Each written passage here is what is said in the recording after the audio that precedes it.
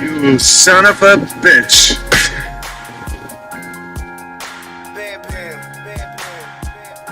Hit you with the drop kick, Marty Jannetty. No, I hit you with the drop kick, Marty Jannetty. No, I hit you with the drop kick, Marty Jannetty. No, I hit you with that drop kick, Marty Jannetty. Let me get it together. Oh, it's live, pal. Let me get it together. I already got it together, I guess. What's up, ladies and gents? Coming back at you hot on this one. Tag Wrestle Corner, ironically in the name. I'm one half of your host. I'm Rob. Doing a special edition on Saturday, getting it in, at least reviewing the show this week. We're going to skip all of the news until next week. Getting this one in because we got something going on tomorrow. So we're about to start off the week hot, man. We're going to, like I said, we're going to cut news and get right to the meat. So let's get to the reviews. Starting off with Monday Night Raw. Came with another good show this week. I don't think necessarily as good as last week's show, but pretty decent. Show starts off with the Judgment Day hitting the ring. Rhea Ripley rather pleased that she took out Dominic Mysterio. And Finn Balor says the Mysterios will not be there tonight. They said there's enough about last week because Damian Priest says he's ready to destroy Edge next week and he's ready to confront them right now. But too bad he isn't here either, but he's ready to destroy him next week and send him into retirement in his hometown. But too bad he isn't here either, but he's ready to destroy him next week. They're going to be in Toronto next week. All of a sudden, Rey Mysterio comes to the ring. Says he can't, but say can't. He comes to the ring with a chair. Starts trying to take out. I think he catches Damian Priest first, and he hits Balor. Rhea Ripley jumps in the way of somebody else catching another shot, which leads to them subsequently taking him out and reversing the damage he was delivering with the chair back onto him. Numbers got the better of Rey. Rhea's DDTs him on the chair, and coup de grace onto the chair also leaves Rey laying flat. Moving on from here, Monday Tag Team Title Tournament, Asuka and Alexa Bliss versus Doudrop and Nikki Ash. Bianca Belair comes out in a pantsuit that had no legs this time instead of just one leg, which looked kind of weird from a couple weeks ago. Comes out to support Asuka and Bliss. Villains get knocked to the outside early in this one. Back in, Bliss gets away from Doudrop before handing off to Asuka to come in and clean house. Some strikes. Asuka's a bridging German suplex for two, but Doudrop is back up to run Bliss over to put everyone down. Nikki Ash is sent to the outside. Doudrop's Michinoku driver gets a 2 count on Asuka. Bliss is back in to break that up. Cross arm breaker to make Doudrop tap at about 8 minutes and 48 seconds. Pretty decent match here, and they get the ladies some decent time. Didn't run them off too quick. Post match, Belair, Asuka, and Ash go to leave, but Bayley, Kai, and Sky enter the ring. They start yelling at each other. Next up, they show a recap of Theory almost cashing in back at SummerSlam before that failed for him. Cue Dolph Ziggler to mock Theory for losing over and over, but Theory calls him a has-been. They start to brawl, setting up the match for your main event there. We get a recap of last week of Bobby Lashley versus Ciampa's pretty good United States title match. Ciampa said he worked so hard last week, but we don't have participation trophies around here. Next time he'll be champion. Miz blames AJ for interfering last week and smells collusion about Styles getting a title shot this week.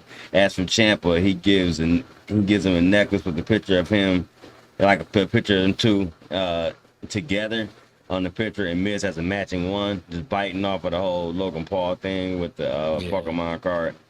Next up is a tag match.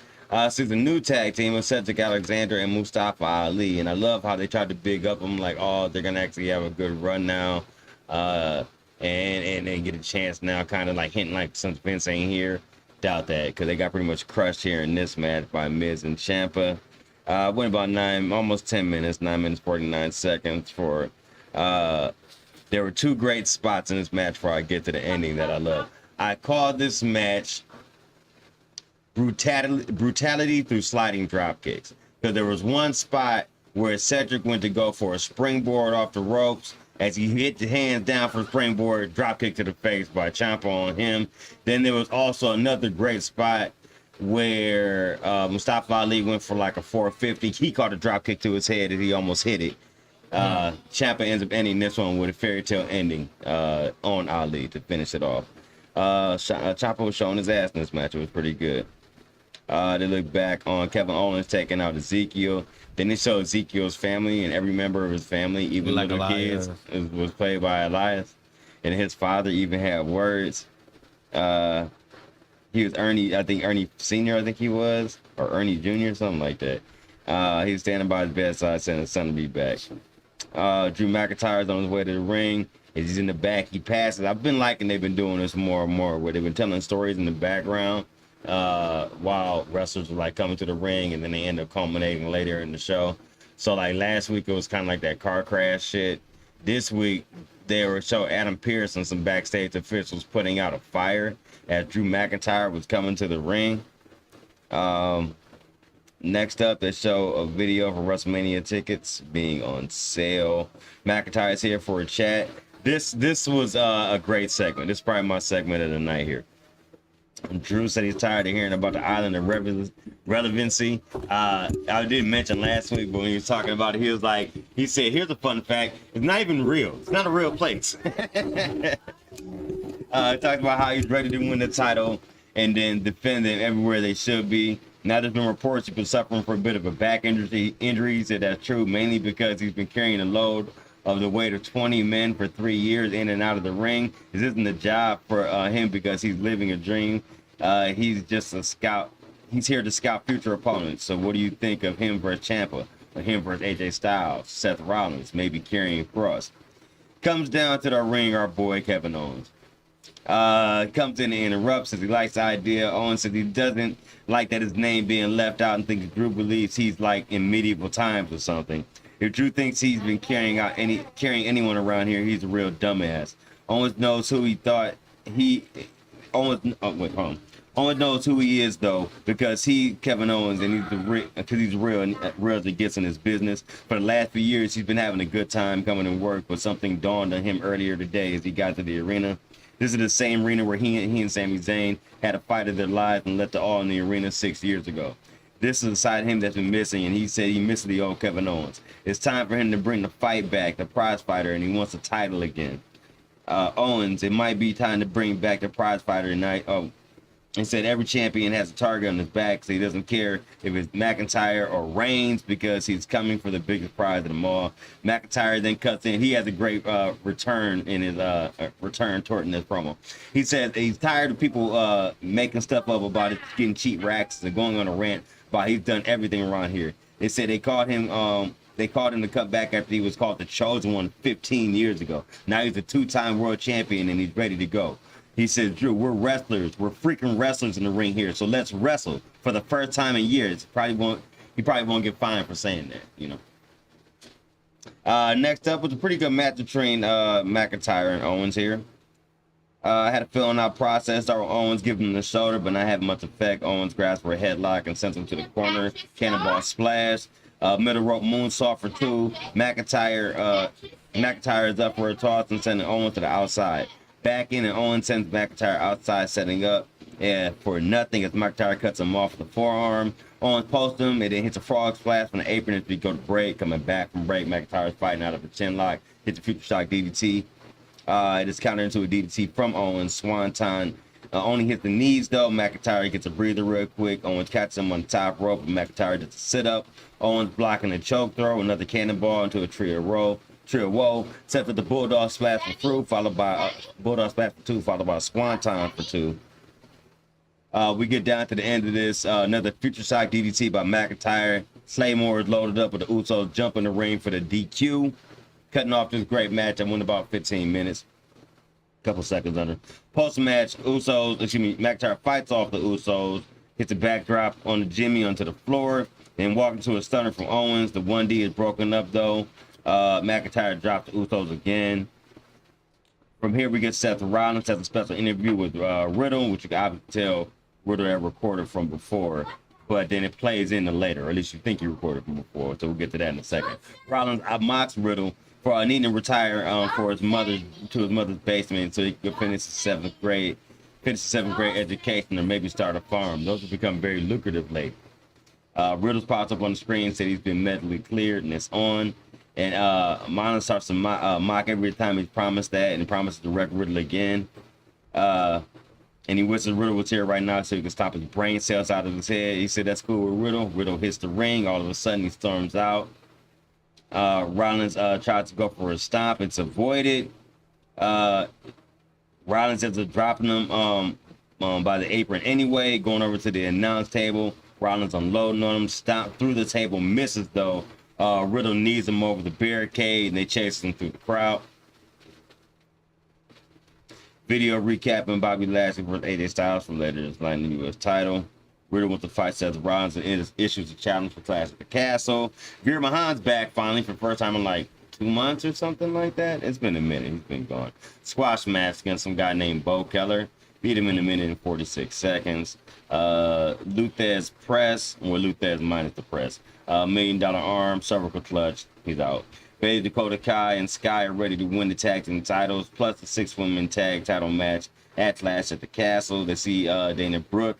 They walk over like they're gonna intimidate her, and she asks you, she says, "No, I'm not intimidated by you guys." She said, "No, I know you're not scared, but you should be." So next is that we have the Lashley versus Styles match. Pretty decent match here. Two faces going against each other. Lashley defending and powers him up. Starts Styles, but Styles is back up. Drops down for a drop kick. They head outside. Lashley blocking the post. Getting caught up with a phenomenal form to the apron. We take a break. Come back from break with Styles being sent hard to the barricade once again. Styles back up with a few shots of his own, getting whipped hard to the corner again. This is basically him, the smaller dude, trying to fight off the big power man the whole time. Trying to get off some of his moves. Eventually, it became distraction though, because Miz and Ciampa want Styles to get dropped into the top rope. As they come out, Miz goes to the outside after Styles. All of a sudden, Dexter Lumis dives out of the crowd right behind Corey Graves, but security catches and breaks it up. So I'm not sure if he's going after the Miz, but it's been 2 weeks in a row that he's made these interruptions during Miz matches, we'll say. Back from, like, quick question, because you're the NXT guy. When he left NXT, like, I know he was fired, but he didn't have something going on with Ciampa at the time, right? No.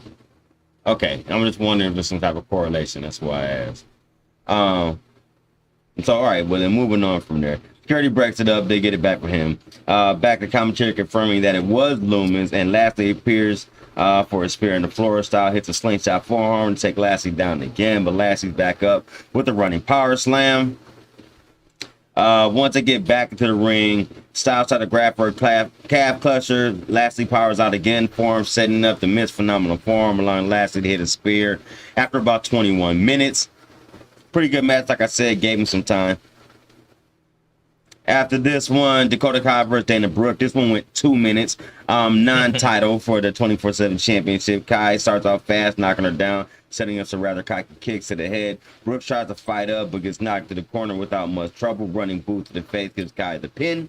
Next is Video Edge versus Judgment Day. Then we get our main event. Dolph Ziggler versus Theory.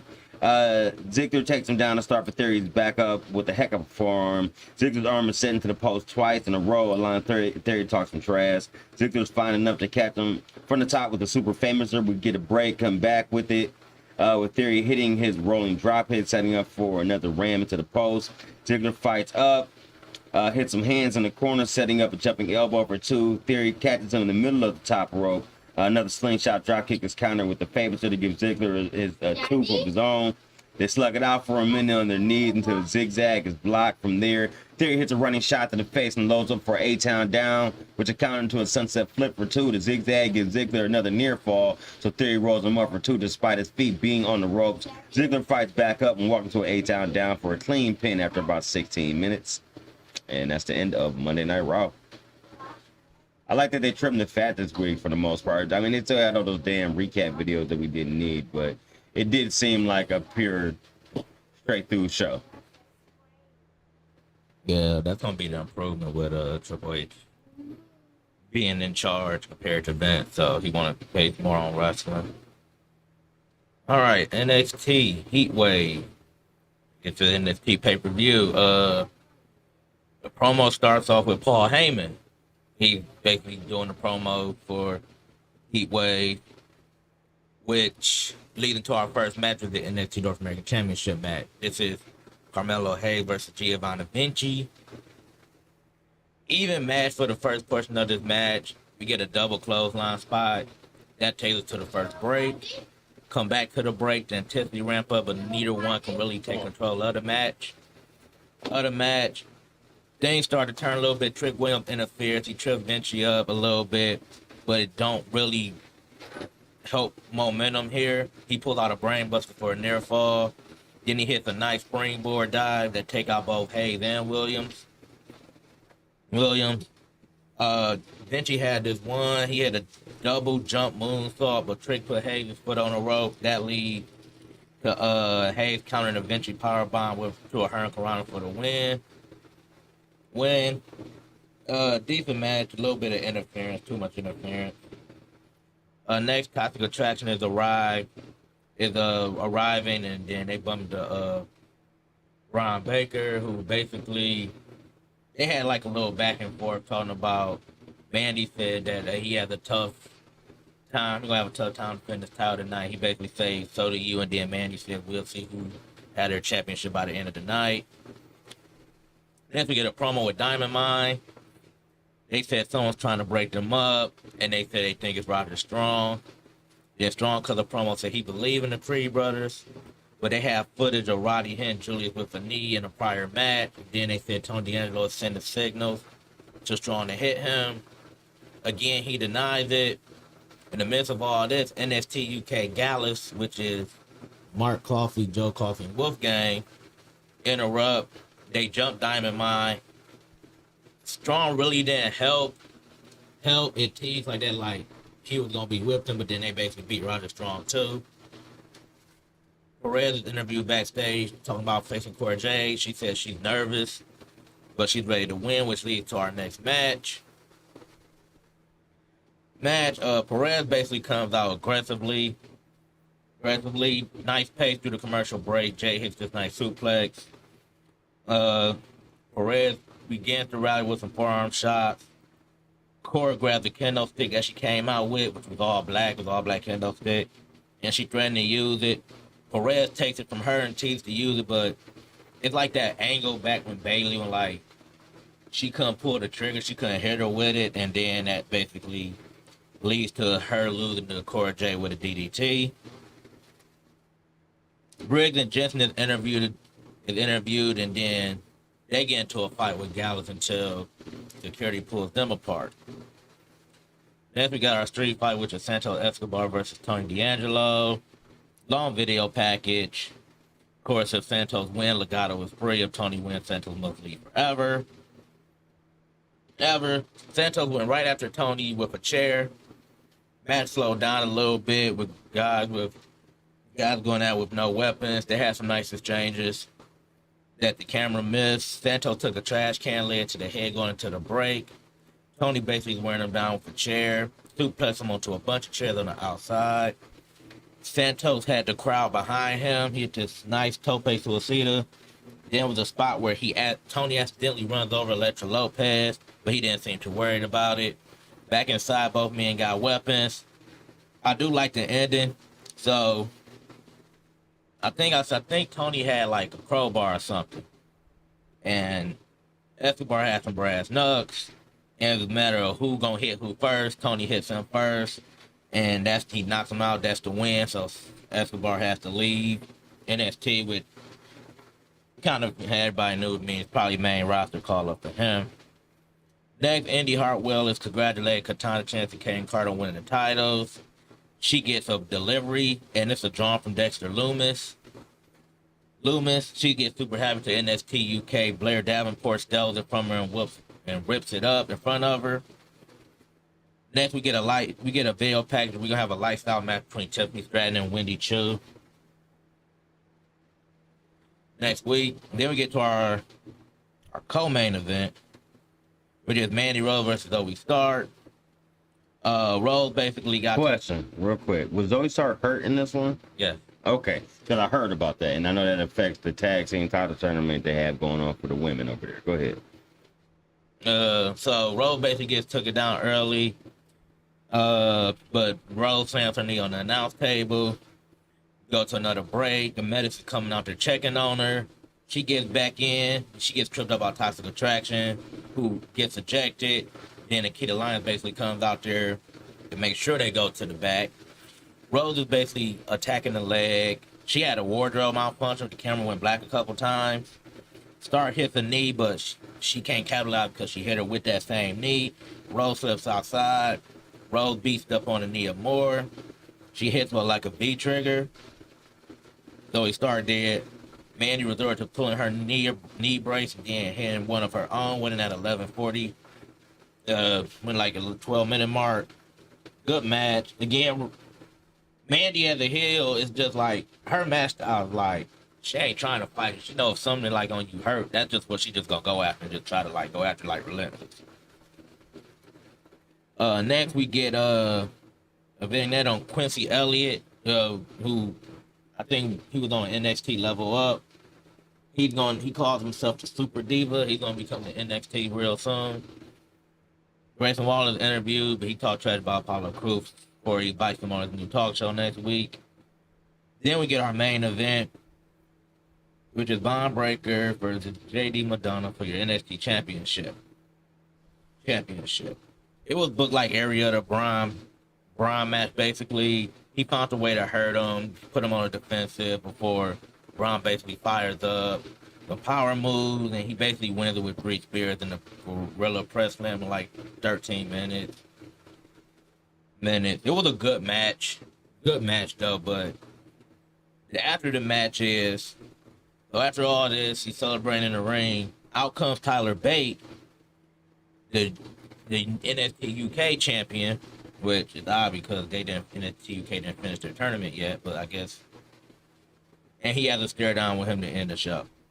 So, consistent show throughout. I mean, that's the end of NXT. On to a very, very entertaining Rampage. Excuse me, Dynamite.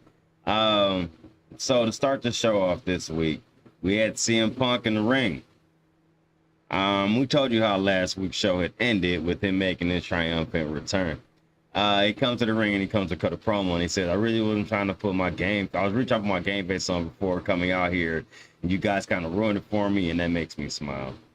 I don't got the prettiest smile, but I do have is the prettiest belt, and I haven't been here for some time, and I got some business to attend to. Something's very, very important, and something is not so important. I want to get to the not so important things out of the way. Where we tonight, here's somebody that I found from these parts, and I would like to challenge them to a rematch, and I'd like to do it right here and right now in front of all you beautiful people. Hangman Adam Page, you want a rematch, you got it right here, right now. Let's go. Waits for a minute, taps on the mic. I don't even know if Hangman Adam Page is there because he wasn't on the show tonight. He says, yeah, that's what I thought. Moving forward. That's not cowboy shit. That's coward shit. The apology you make needs to be loud, not in front of everyone as much as the disrespect is. He said, now for anybody else in the back that's got a problem with the champion, and I see everybody in the back wants to be champion but can't do champ shit. John Moxley's got a lot of fans. He can be number one in your heart, but he's not number one in his ring. I understand what it takes to be the best, and I know what it takes to talk the best in the world, and I know what it's like to breathe that into existence. I also know what it's like to lose, sure, but John Moxley, he's always been number two. He's always been that guy he's always been that guy that someone's had his number. I'm that guy that has to prove to you, that can prove you what he wants, but let you know that when I'm telling, he said, I fucked up, my bad. He said, he's always been the guy that somebody's had his number. I'm the guy that can show and prove to you and tell me when I'm telling lies. John Moxley's the third best guy in his own group. And that seems to be a recurring theme in his career because that doesn't make him a bad guy. It doesn't make him the best either. I'm number one. I'm number one, John. He said, it seems Moxley's been carrying the torch on AEW while I had a broken foot. Between me and him, the only person who's broken bones in the last 6 months here is me. And when the fact still remains, tell me when I'm telling lies. Tell me when I'm telling lies. John Moxley's been interim AEW champion. Interim, look up the word. It means temporary. I'll be willing to test myself against John Moxley, but John Moxley's not willing to test himself against the best. His best friend. Let's talk about numbers. Let's talk about his best friend. His best friend is like the third best Eddie I've ever faced in the ring. And at that, he's the second best Kingston I've ever shared the ring with. These people aren't number one in anything. Tell me when I'm telling lies. I've been missing you, ladies and gentlemen. I've missed competing in this ring, and I have yet to defend this title. And that's exactly what I plan to do at All Out AEW pay-per-view, Chicago, Illinois, September 4th. I'm looking forward to defending my belt against John Moxley, number one against number two with a bullet. I'm looking to test my foot, and on the way to Chicago, Moxley isn't even the first job I'm gonna beat to defend this championship belt, and he's certainly not number one in that category either. Moxley makes his way to the ring, and as he's making his way to the ring, Punk chimes in and says, I think I got some time before he gets here. I'm about to do some snow angels. So he's in the ring doing snow angels as Moxley comes in through the crowd. Moxley comes in and says, look out, ladies and gentlemen. CM Punk dropping pipe bombs, doing what he's doing best, writing checks that his mouth is writing checks that his body can't cash. You're living in the fantasy world, man, in your mind. You think you're the best wrestler in the world, when most of the time you're not even the best wrestler in catering. You think that microphone in your hand, is power. This is the real world. And that microphone is just a microphone. The words you say in it don't mean shit. That belt on your shoulder, that don't mean shit either. Punk, you're living in the fantasy world now. Then Moxley says, to be fair, right, my belt don't mean shit either. Not until I beat you. I am the heart and soul of this company. And every time they call me the interim champion, make me think of you, and it makes me sick, Punk. He said that you could beat the heart and soul. I'll be the dollars and cents to show you when I'm talking and done. He said, look, we both know you only came here to collect. He's talking to, this is Moxley. He said, we both know you only came back to AEW because you ran out of money. So don't give me that being the best about the heart and soul and the guts and fighting spirit. We both know you ran out of fighting spirit a long time ago. But if you want to prove me I'm wrong, go ahead. Do something about it. I don't think you're going to do shit. He said, we have a match coming up in pay-per-view where I'm going to soundly defeat you. And I'll torch you right here, and I'll touch you right here and now. I'm not afraid of you. You're going to bleed. Oh, no, he said, we got a match coming up. This is Punk responding. He said, we have a match coming up pay-per-view, and I'll beat you soundly. But I want to touch you right now. I'm afraid you'll bleed all over me. Then they start to brawl, which is broken up, and they extended brawl for a minute. They had to, we'll get back to that, but they had an extended brawl there. So that was a great way to start the show. Pipe bombs by both being thrown out there, I felt like. First match of the show. They start the match off. Before we get there, they have Powerhouse Hobbs in the back, cutting a promo on Ricky Stark and said, the main reason why I beat you down is because you became a loser. I was sent in to be your backup and make sure you checked that championship. And for over a year, I did. But then you started coming with this loser mentality, and I ain't no loser. So I'm about to show you, not only do I break backs, I break necks. He said, as far as the factory, my word is bond. Then he said, they showed next, so Ricky the Dragon Steamboat. He was outside the ring. He was like guest timekeeper for this next match. The next match, borderline 5-star match. To me, I'll put this match up against any match you can give me this week as match of the week. They gave you a pay-per-view match in the middle of Dynamite, basically. 2 out of 3 falls, Daniel Garcia versus Daniel Bryan. This match was brutality. This match was Daniel Bryan going Super Saiyan mode at one point. It was nuts. It was all over the place. Let's get into this one a little bit. Jericho's on commentary. I had a bit of a feeling out process. Jericho trying to hype up the technical showdown that they'll be seen. Both of them trying for some grappling exchanges, but neither getting very far. They have a standoff and go to a break. They come back, Danielson hitting a running drop kick in the corner and going for a cross arm breaker. That cross arm breaker gets blocked, so Danielson switches in a regal stretch somewhat. That gets broken into the ropes. Garcia suplexes him on the floor, brings him back to the inside, setting up for a power driver to play Danielson, then hits a dragon sleeper. Danielson tries to fight out, but passes out. So that's the first fall goes to Daniel Garcia. From there, Garcia isn't done, hitting some chops in the corner. Danielson does his pose, hits a running corner drop kick as they take a break. Back from break, Danielson, now bleeding, of course, grabs for a rolling reverse, grabs for a roll up, gets reversed into a hold for the second fall. Even though to me it seemed like Garcia's shoulder was off the mat a little bit, but for the sake of the match, we'll give it to him. Now this is about 15 minutes into the match at this point. So it's about 10 minutes left from here. These 10 minutes, they went hand. There was a trio woe spot where they fought up and kicks and set up, and it ended up into a German super German suplex off the top rope by Daniel Garcia. Excuse me, by Danielson on Garcia as he stayed with his legs binding the ropes, came back up, doing this. From here is about where I say he went into Super Saiyan mode, because they got to doing the chop exchange again, and they're both already split open at this point. After they had an exchange where they were both grabbing each other's arms and pulling each other into the ring post for about 5 minutes and such, they start battling with each other where Garcia's is exchanging top, and it's like Danielson goes into a level of like a trance. That's why I said he went into like his Super Saiyan mode. Like every chop, it's like, come on, give me some more. Chop, come on, give me some more. And eventually he sat down and he started doing like, he said, come on, give me some more. And he keeps chanting, and he keeps chopping, he keeps kicking. Now he starts kicking, and he's hitting with Pele kicks. And every Pele kick, he falls back, comes back up into his little mode. It's cool. Falls back, comes back to his mode. So he's doing this for a good 10 minutes before Garcia loses his shit, and eventually Daniel Bryan jumps up, smacks him with the armbar. One forearm so hard, he just crumples. He doesn't fly back, he just crumples down to the mat. So then he gets up, he tries to fight back again.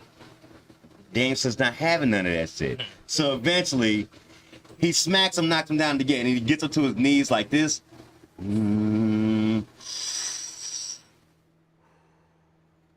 then he just goes off.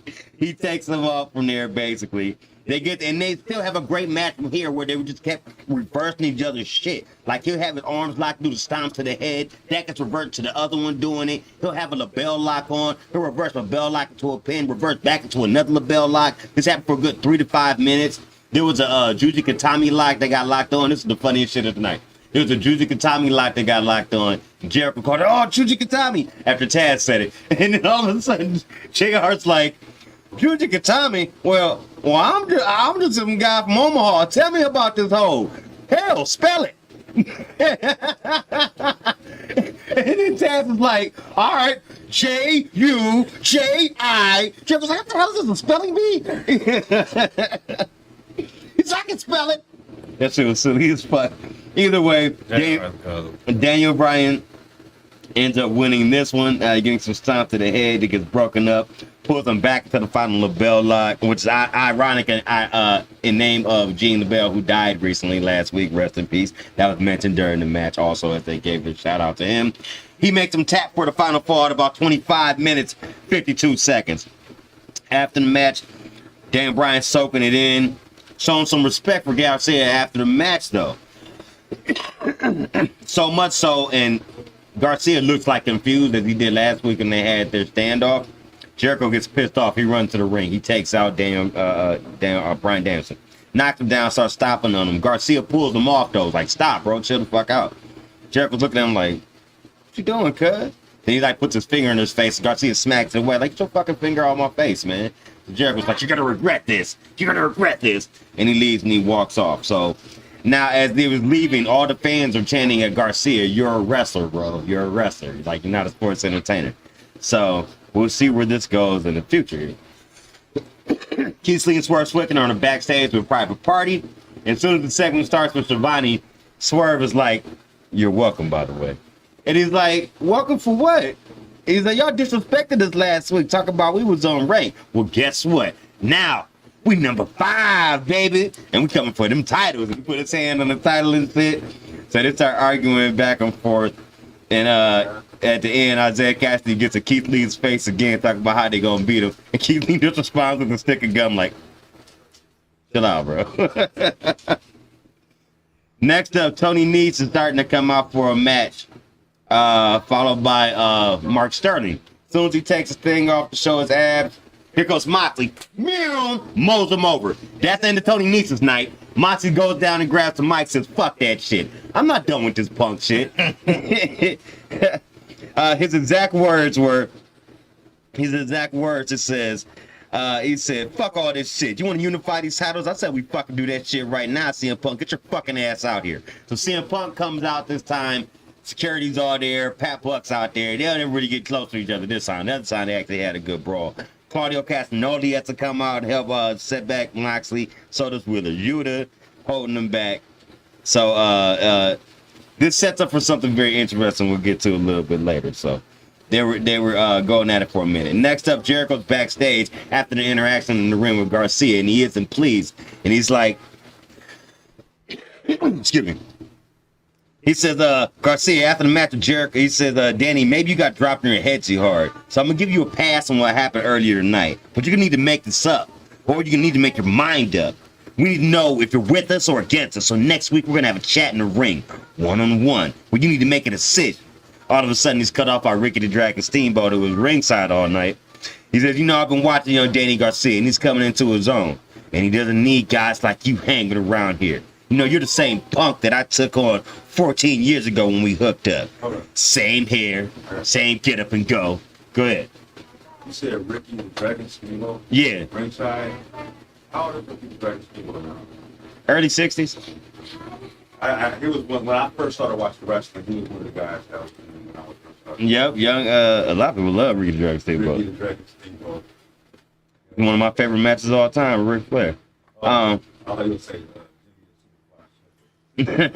no.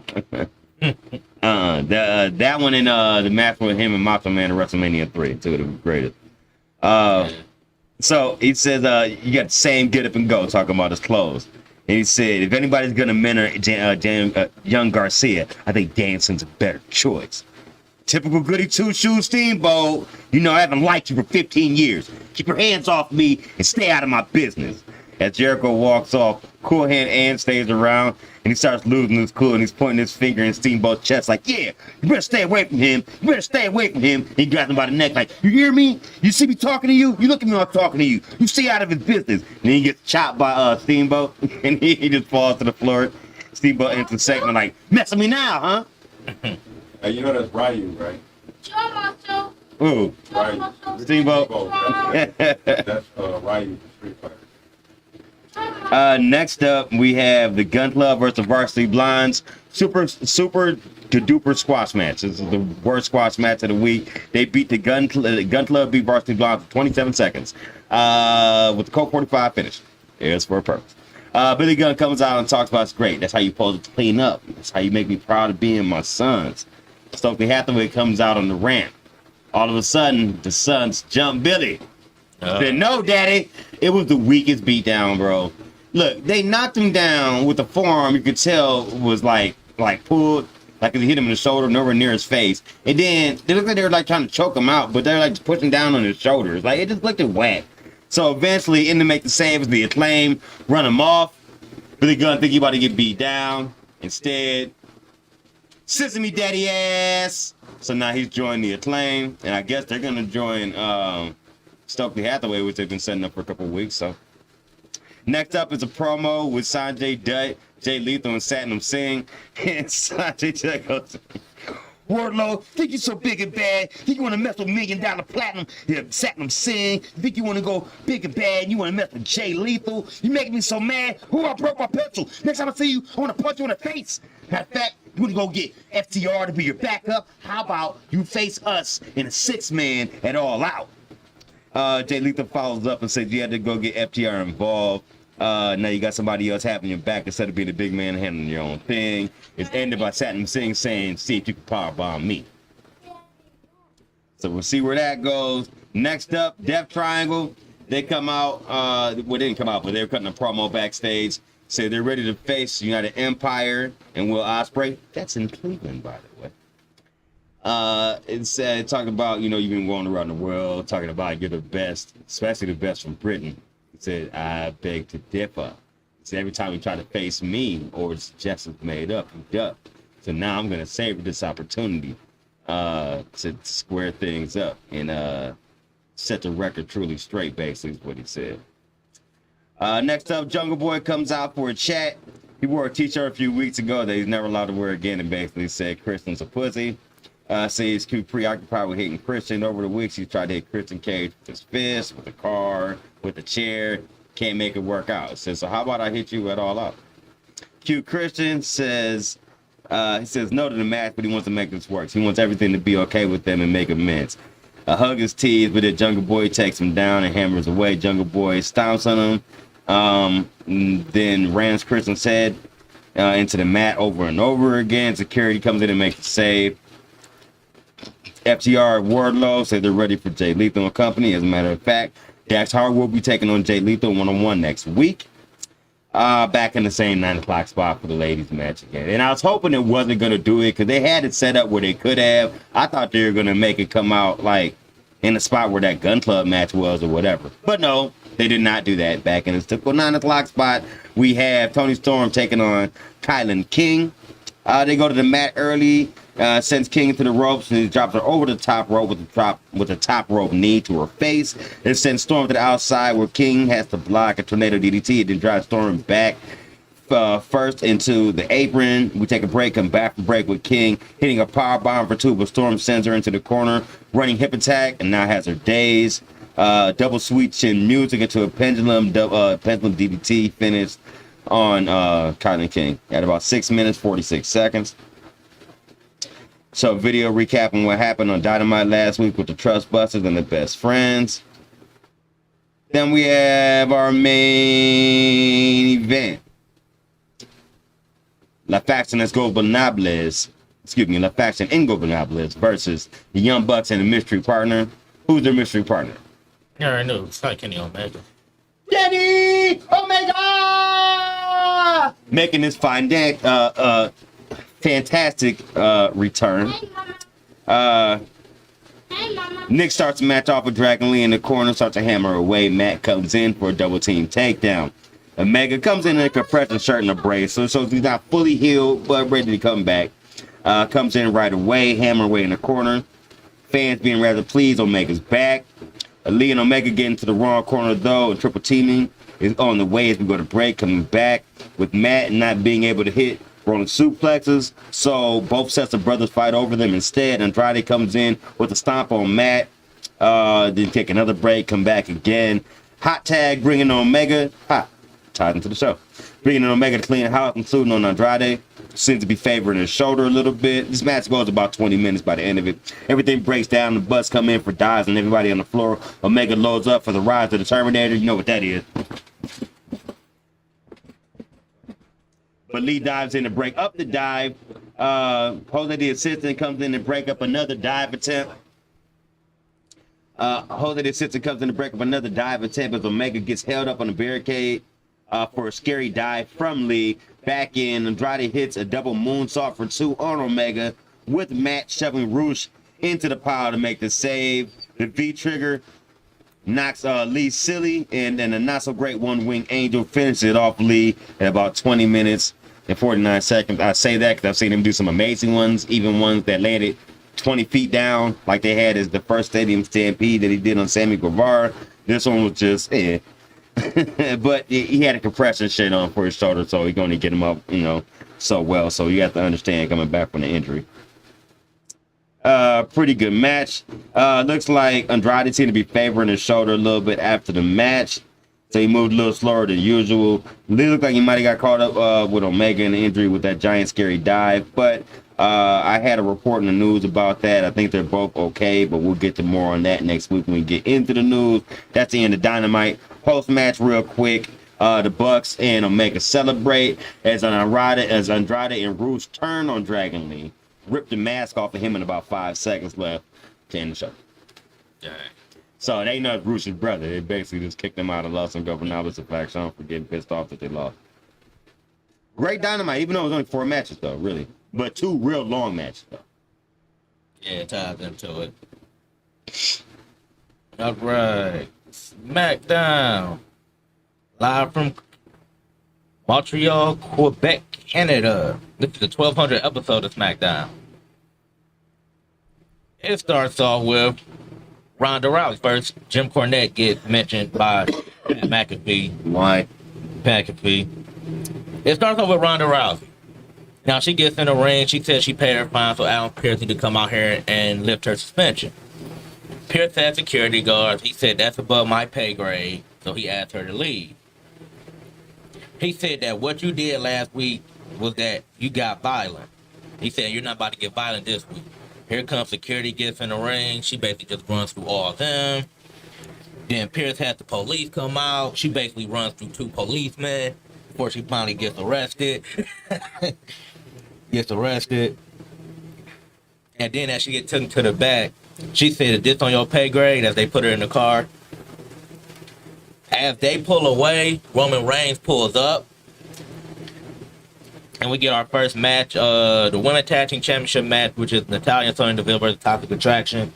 Zoe Stark got hurt in the NXT match versus Mandy Rose, and they said Nikita Lyons was medically unavailable. But I think the thing is, they're saying that I think she's unvaccinated, so they didn't want her to travel the border, I guess. They tied They in that. Canada, ain't they? Yeah, they're in Canada, yeah. So, good to the bones, we get Toxic Attraction here. Also, we get Bailey, Io Sky, and Dakota Kai in the front row too. He actually yelling that commentary. She ain't go ham on Michael Cole like she normally do. But Natalya rolls GG up at the start. Then DeVille comes in for a spear. JC Jane comes in. She missed the charge. Jane hits a running flip. We go to break. Jane with the sharpshooter of her arm, but Sonya Deville breaks it up. Natalya comes back in, whose sharpshooter attempt also get broken up. Deville gets sent into the barricade in front of Bailey. They yell some things at her. Natalya doesn't notice, put Gigi Doll in the sharpshooter, which allowed Jane to basically grab her for the roll up at the 10-minute mark. So Toxic Attraction is going to the next round of this tournament. Next, Sami Zayn, he goes in to see Roman Reigns. Real quick. So that was Toxic Attraction match on SmackDown. There's on SmackDown. Yeah. Nice. So do you think the call-up's coming with Mandy? I've heard it rumored. I don't think they're probably gonna get bought up yet. Cause didn't they drop the? Is there an NXT Women's Tag too, separate from this tag? Katana, Kaden Carter. I know they got it right, but there is a separate one. That's just the women's NXT tag, right? Yeah, they got separate NXT. I knew they dropped those recently. That's part of the reason why. I know Mandy still has her belt, yeah. But I'm hearing like eventually, she'll drop. They're probably eventually going to bring all. They want to bring all 3 of them up to feud with Bailey. That's what I was thinking. But also the thing was that a lot of people felt that they should have been in there to begin with. Like they were the most tag team. Like you wasn't going to put Katana Chance. They're the most tag team they have in the whole company. Whether they're NXT or not, of all the women to me, and not just on NXT to me, in the whole company. Who else is a better I won't put them above Katana Chance and Kane Carter just because. No, they got the belts now. Okay, but I'm saying other than them, they have the belts. Who else had that much chemistry between each other? That's on. No, the only other team would be Katana Chance and Kane Carter. Exactly my point. But I'm saying you're not going to bring them up because they're the tag team champions. Yeah, put them in the tournament. Yeah. Tournament. I'm saying everybody felt that Toxic Attraction should have been there from the beginning. And I think everybody, because Zoe Stark and the Kid Lion was a makeshift tag team, but I also think they just wanted to put 2 of their bigger solo stars together on the team to get them some exposure on a main roster show. But unfortunately Zoe Stark got hurt again, and we don't know how serious her injury is. Then we go to Sami Zayn, who was backstage. He finally gets to see Roman Reigns. Finally. And Roman asks, "How's it going?" He talks up his issues with Jay. He talks about how Jay basically been telling him he need to level up, and Jay needs to Jay basically been kind of being a dick towards me, basically. And Roman was like, "That's okay." Jay has a problem with the doors. I mean, he has a problem with that. He also talked about how Zayn took a Claymore for him last week. He calls Jay ungrateful. And he said he went too far. That's when Reigns says that Jimmy has a problem with authority sometimes. Reigns gets up, the phone rings, is Jay on the other end. And Reigns tells Sammy to answer it, which it doesn't seem to go well. Sammy said he'll take care of it before he hanging up. Jay basically was having problems at the border, so the Usos not here tonight. Why are they across the board? Oh, they can't get into. Sorry. They can't get into Canada. I don't know why I'm thinking they're in San Jose. Probably tying into Jay's DUI, probably that he was the name, so he can't get to Canada. So I got you. Okay. So this make Reigns to be nervous. But Sammy said, "No, I have your back." He's had no one contention for the Intercontinental Championship. Reigns said, "Well, I think that title will look good in the Bloodline. So go out there, you know." He's talking more to Reigns, and he gets asked about Kevin Owens. Sane said, "Yeah, we're still tight." Reigns said, "Well, tell Owens that I don't owe him anything." He leaves. Sammy leaves. Then get back to Gunter Championship match over Shinsuke Nakamura.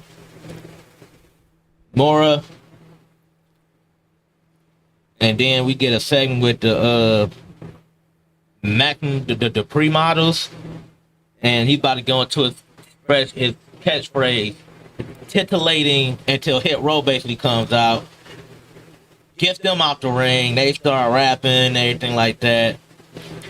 Max was basically, but here though the thing was that he wasn't like Max Dupree, he basically was like LA Knight this time. So I don't know if he about to go back to LA Knight or if he about to try to do a mix with the two or something. I don't know, but he was more like LA Knight than he was Max Dupree. So Okay. he's more Puma Aces than he was. I love when I said that.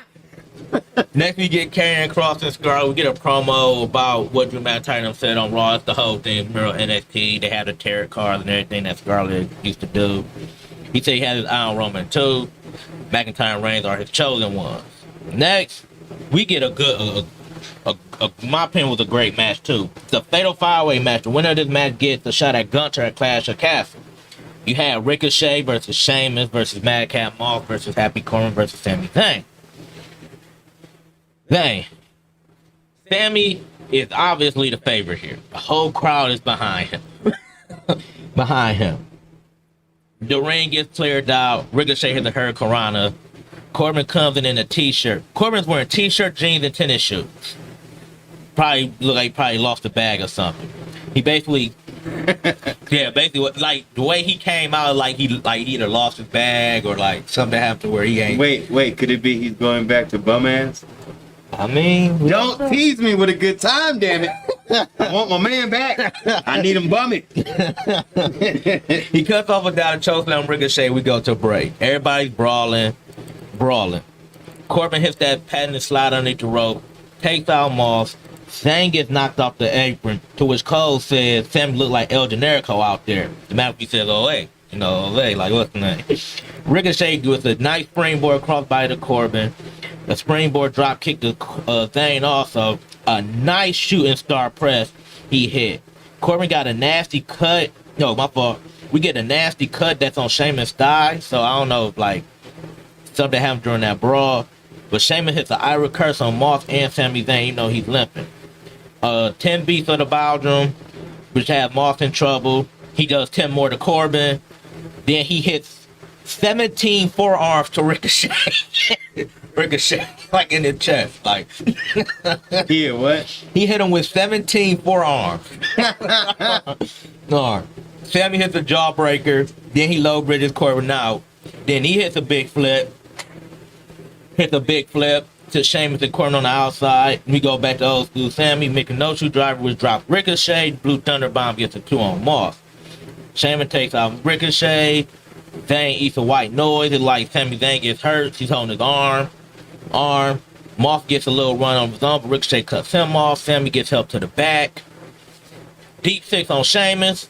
Ricochet clothesline Moss. Another break.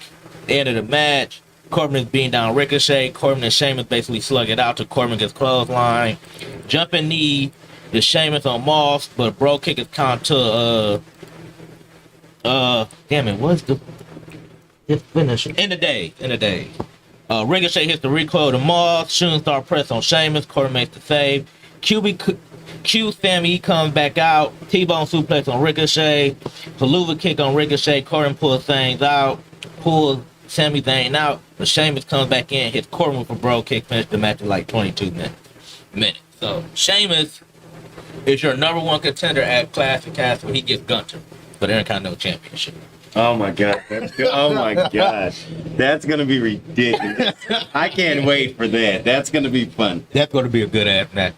That's gonna be fun. That whole weekend for me is so cluttered too. So we got Clash of the Castle Saturday. We got All Out Sunday. So we have double predictions next week.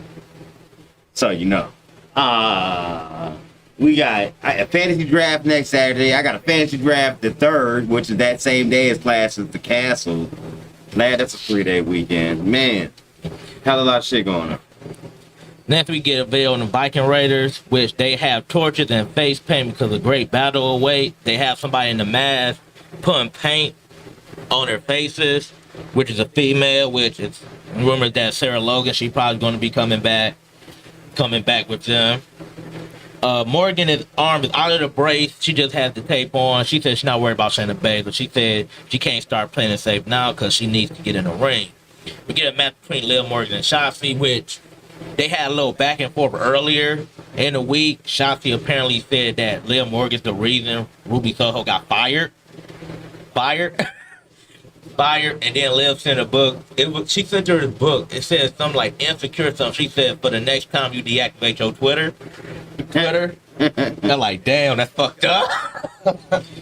Anyway, they get into this match. Morgan gets emotional. She called this match a bad decision. Shotzi talked to basically said this is a bad decision for you. They slug it away.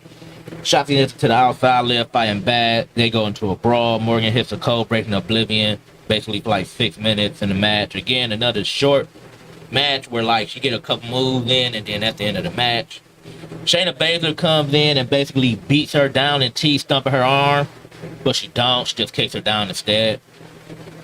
Ronda Rousey apparently has been released on her own recognizance and Adam Pearce not pressing charges. McIntyre finds Karen Cross Hourglass in his locker room, and then we get to our main event, our segment of the night. The Fatal 5-Way match was the main event. This was the main event. I don't really consider Liv Shotzi match the main event. Roman Reigns has come out here. He has the microphone. He talked about how he said, yeah, I'm not here every week. I'm here once in a while. People are always going to come out and say something stupid. If anyone comes out here and says they're the face of the company or the main event and it isn't him, they're lying. The same thing can be said if someone says they're carrying this company, including Drew McIntyre, who's beneath me. McIntyre comes out and said, well, you're not here often. You don't represent the title. You don't deserve to be champion. McIntyre says it's easy when you have Paul Heyman and the Usos. He said, I see fear in your eyes because you're just a man and a man that I can tear apart. They fight. Reigns gets suplexed. Hits the Claymore. But here comes Sami Zayn, who basically takes the Claymore for Reigns, basically. So, like he basically like jumps in front of Reigns. He eats the Claymore. Reigns hits a Superman punch. He goes for the spear. No avail because he eats the Claymore anyway as he going into the spear. And I mean, literally, like, he missed the Claymore, though. But the camera tried to finesse to make it seem like, he missed the spear by like 4 or 5 inches. Like, he missed like the Claymore, but the camera tried to cue it in. And that was the end of the show. So that was the end of what's the name. So you had 4 matches here. The Fatal 5-Way match probably easily hands down by shout. That was the best match of the night. So, and that's the end of SmackDown. All right, let's get into our last show of this week, which is Rampage, baby. So over here on Rampage, show started off with the AEW champion. Excuse me, not the AEW champion, the ROH champion, Claudio Castagnoli, comes down to the ring. Ciampa said he's happy being amongst the fans, and most importantly for the respect he's been receiving lately. He wants them to show great respect for him, and he has great respect for and also showed them the business. Ricky the Dragon Steamboat at ringside, they give him a hand. Claudio then says he doesn't like being out in string clothes. He prefers to be in his ring gear. He says it's going to open challenge to anyone that'll face him next week. He's putting his title on the line. Dustin Rhodes comes out and accepts. Said they have a lot in common. Said he's never held a world championship and wants a chance to get at Claudio about. Claudio says he appreciates the challenge and he can relate to Dustin and having that incredible journey and that drive that you've never had a world title. So that drive to stay here to finally get your shot at getting one. He accepts his challenge. These two will lock up on Rampage for the ROH Championship next week. Next week, great promo with Ortiz and Ruby Soho. with Tony Schiavone backstage. No, it might have been Lexi Nair. I think Lexi Nair was most of the interviews on Rampage tonight. He said now they got on Fitness Business with Sammy Guevara and Tay Conti, or Tay Mello, which is her name now. He said, yeah, it was cute last week. You played around with the kids. Why don't you come take a walk with some dogs who've been around the block a time or two? So we want to face you next week. Then Ortiz gets on the mic, and it's a Scream City.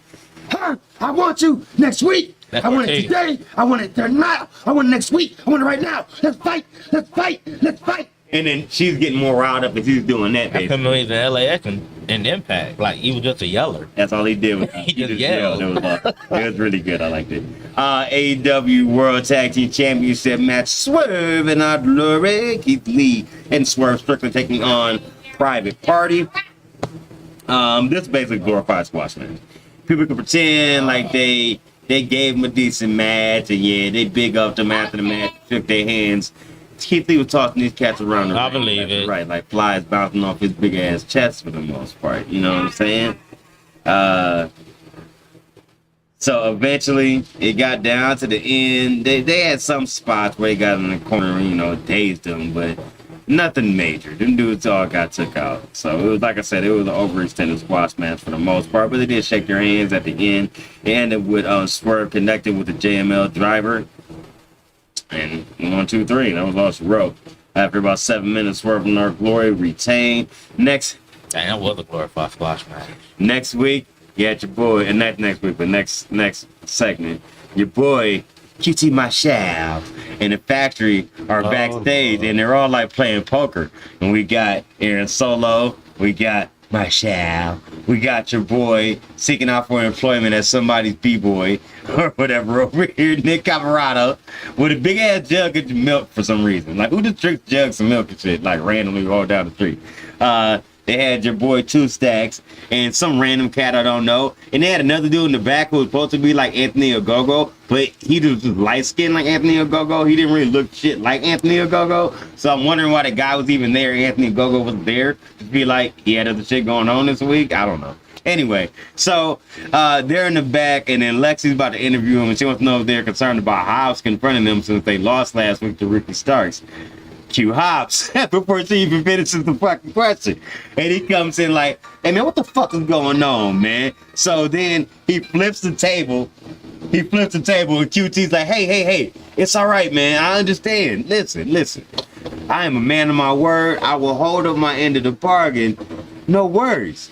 He's like, better, or you be dealing with me. And he snatches Aaron Snow's money as he walks off.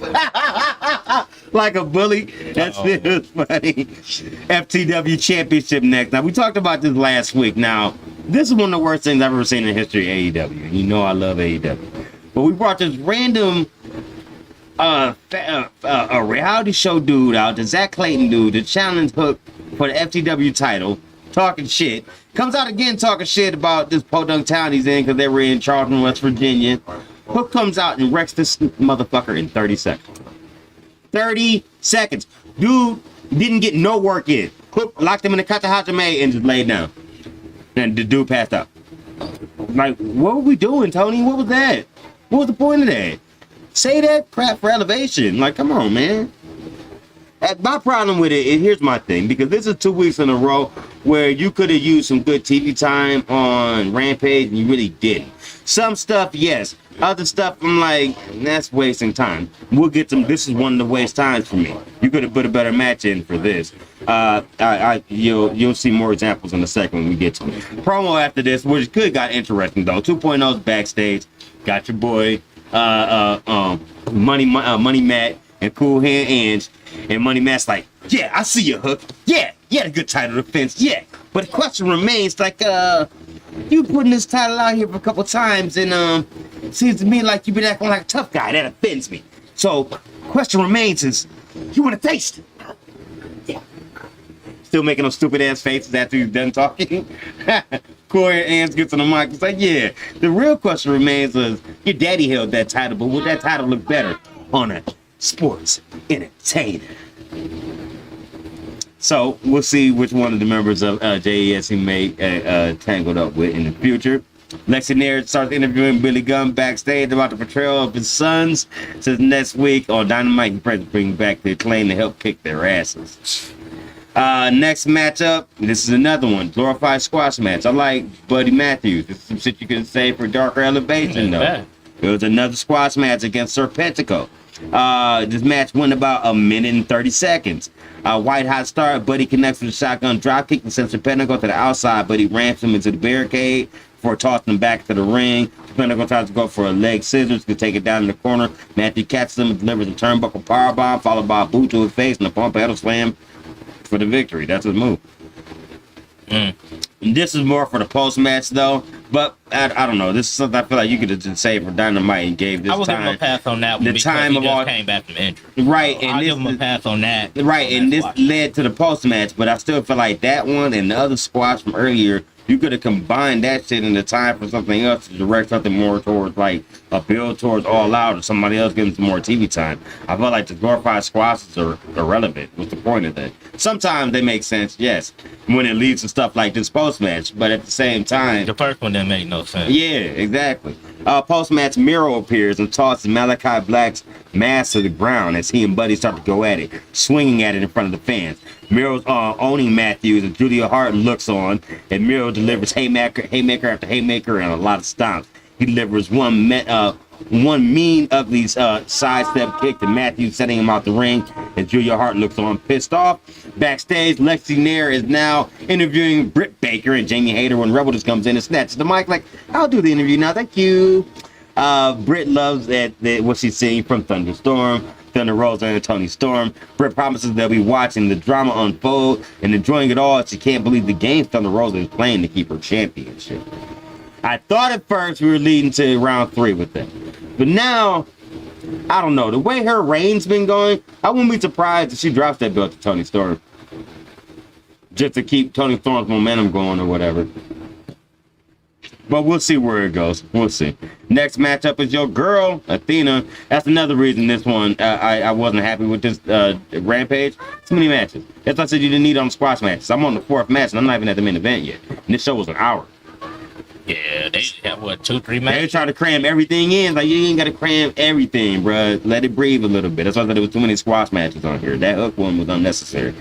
Next up, Athena versus Penelope. Your girl, Penelope Ford, is back from her injury. Penelope. This match only went 4 minutes, though. Oh. Nice pace action here. Athena with a clothesline to Ford. She tried to look for a back suplex. 4 counters with an elbow strike for a setup into a roll up that somehow sends Athena into the ropes.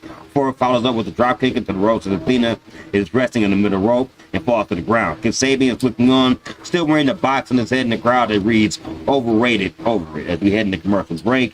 Athena comes back and connects the drop kick on Ford, sending her crashing into the barricade. Athena tosses her back inside the ring, climbs to the top, and hits the beautiful old face corkscrew stunner from the top rope to end this one. Excuse me. Post-match, Kiera Hogan and Layla Gray get to the ring and get to stomping her out, so I guess they're accepting the full baddie so far because they ain't kicked her out the group yet. They held her down as Jade Cargill took a sledgehammer to those metal wings that Athena comes to the ring with. She made them herself. She beats the shit out of those and breaks those with the sledgehammer. Oh. Then she comes down to the ring. Athena tries to fight off the other girls, but takes a sledgehammer shot to the stomach from Jade Cargill as Jade and the baddie stand tall after the vicious onslaught.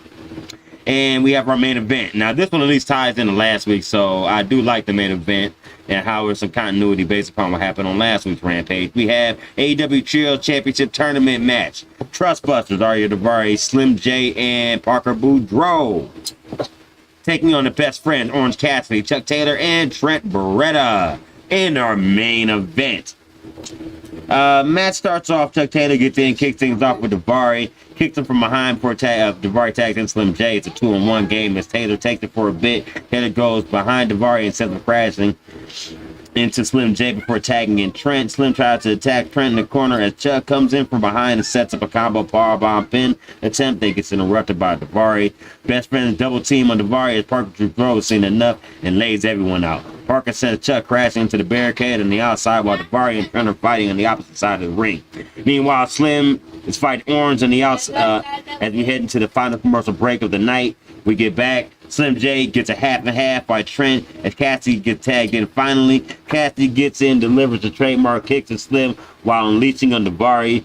Diving cross body takes out Slim while Cassidy connects with a running DDT on Davari. Parker goes back to the outside and lays out Cassidy while the best friends come in and try to double team him. They get a double clothesline from Parker as he delivers a double body splash on them also. Trent Beretta double team with clotheslines as all three of them deliver a triple drop kick on Parker Boudreaux. Cassidy gets back in with the cutter on Slim J, who goes to the top rope and goes for a suicide dive into the best friends. Slim and Davari double team Cassidy and set up for a near fall as Parker gets sent over the steel barricades. Cassidy connects with the orange punch and lay out the big man. Cassidy's now on the top rope looking for a high risk maneuver, but Sonny Kiss pushes him off of there while the referee isn't looking. Slim J capitalizes on this, goes for the cover for a near fall. Danhausen appears. This match is now getting overstuffed. He appears out of nowhere to put a curse on Trustbuster as Cassidy delivers the orange punch to the Barry as best friends have Slim J set up on the table. Cassidy connects with the body splash after stepping off the backs of Chuck and Trent to get the victory and advance the best friends. Your winner after about 11 minutes of this match, best friends. And that was the end of the show. Also the end of our show for this week. We got this one in about an hour or so. Worked out. We both had stuff going on this weekend, so we had to at least squeeze one out. But back next week with the stuff show for the news, reviews, commentary, and predictions on upcoming pay-per-views we have in the next few weeks. That being said, here in the show, I'm one half of your host. I'm Rob. I'm Clint. And this is Hot Tag Wrestle Corner. Sir Ron, take us home. Shit. You know, to the ring. Yeah.